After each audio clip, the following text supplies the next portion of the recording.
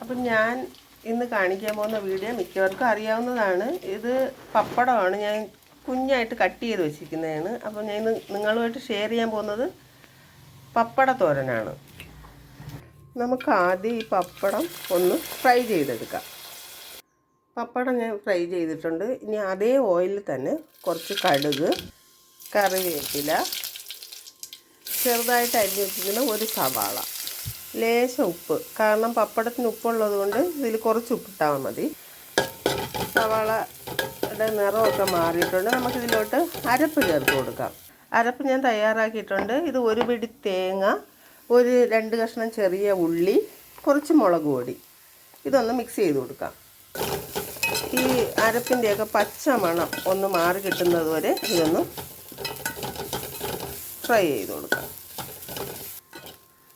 ഇത് നന്നായിട്ട് ഫ്രൈ ആയിട്ടുണ്ട്. നമുക്കിനി പപ്പടം ചേർത്ത് കൊടുക്കാം. ഇതേ നന്നായിട്ടൊന്ന് മിക്സ് ചെയ്ത് കൊടുക്കാം.